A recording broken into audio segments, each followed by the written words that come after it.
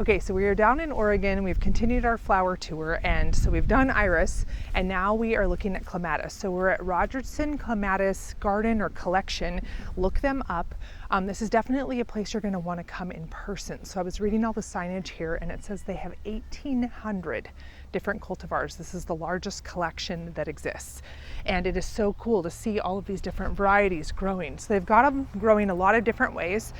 So on fence panels like this, but what I love is that every variety is labeled. So if you fall in love with something, you can see what it is and then try to find plants. Really great labels. So they said that the metal labels are from Pawpaw Everlast, and then I have the information about the stickers. But look at that beauty. So this one's called Fuchsia Flash. But you can see down here, so they've got the wooden posts. Chris was looking at the irrigation, so they have a really nice sprinkler system that goes up and above, so then that's going to be how they're watering them versus drip tape like we use. And this is, I believe, most of the large flowered varieties are down here, but let me show you. So I was just over at the nursery, which I'll show you. They don't ship plants, unfortunately, so you got to come here to get plants. Now, my favorite one in the garden, they don't have anything of, but this one you're going to freak out. So it's a variety called Moonglow. Look at this beauty. I can't even handle it. Chris says it freaks him out. It looks like it's gonna bite you or something. I don't think so, but look how pretty that is. So look that one up. I don't know where you get that, but that's a beauty. And then there's a beautiful kind of a blue version, and that one is Belle of Taranaki.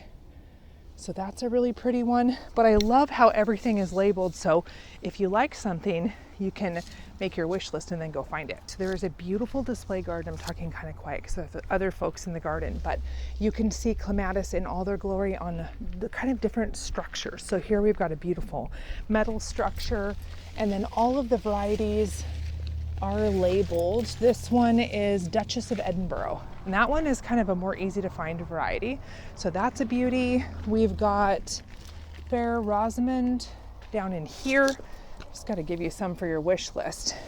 Look at that beauty. Isn't that so pretty? But you can see they have them growing with other shrubs and up different types of tripods. Here you've got another structure. So this is going to give you ideas for your own garden. They paired a lot of the clematis with old roses. So there's some real beauties in here. And this is definitely kind of a old-fashioned, sort of an English style garden. And then here, this is so beautiful. So they have big roses growing up the arches, and all of this is landscaped around this old historic home. So this is a variety, Clematis Montana Jenny. They don't have any of this in the plant shop, but this one is a total stunner. Oh, look at it.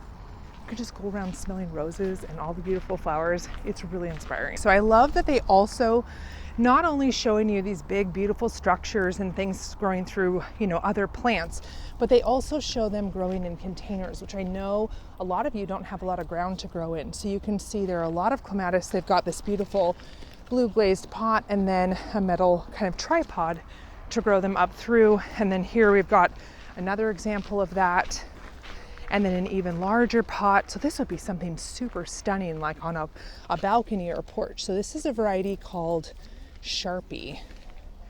I can see why with the pointed petals. Isn't that a stunner?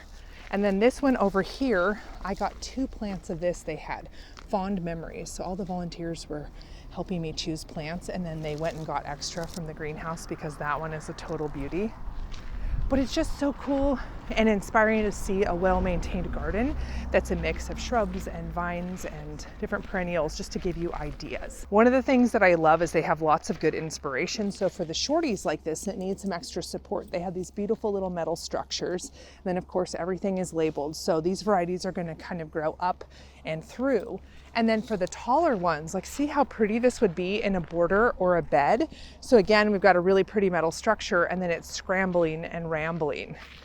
And then we've got the more wild ones growing up through structures. And then you can see these guys, these beautiful towers. So the plant is planted in the center of the tower, and then it's going to be growing up and through, and then just have this big floral display similar to this beauty.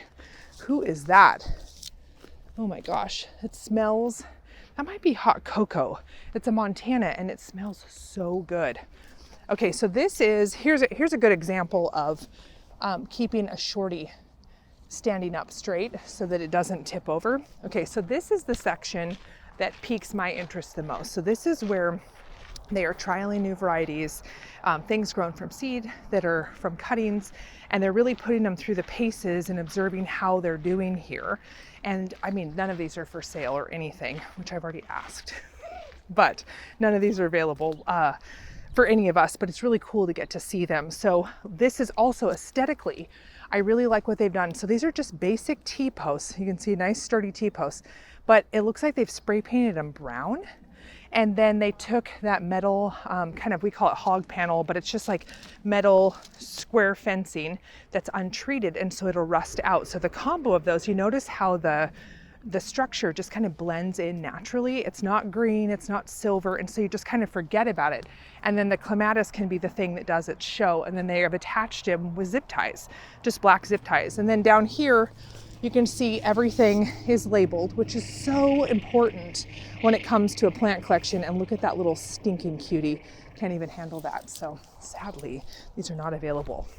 I've already asked. Here's where the good stuff is. So, okay, on Monday, Wednesday, Friday from 10 to 2, they have the little nursery is open to get plants, and we came yesterday and they weren't open. So just keep that in mind. But they have everything organized.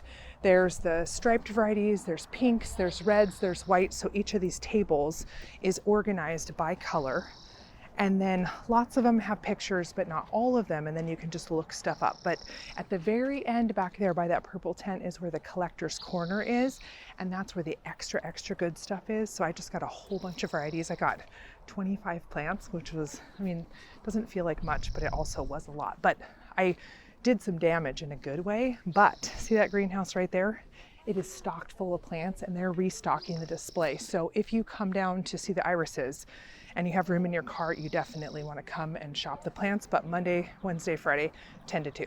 Okay, so here's the greenhouse. See all of those plants back there? Those are all going to go into the nursery. So this is you can't go in there. It's for volunteers only, but I did worm my way in there. And there's really good stuff. So definitely if you're coming down or if you're local, you've got to come to the nursery because they have really wonderful things. Okay, so there's more. I mean, the display garden goes on and on. It's all around this historic house, and you get to see, like, look at this little sweetie. So that one is Sawa, and look at these little cuties. I mean, that would be so amazing in a flower arrangement. And then you can see things growing on fences. I mean, there's just so many different inspiring examples of using clematis in the garden. And then in addition to getting to come and tour the garden, and you could get plants if you're local, they also teach classes. So they're doing a class on propagation, both taking cuttings and root divisions at the end of this month.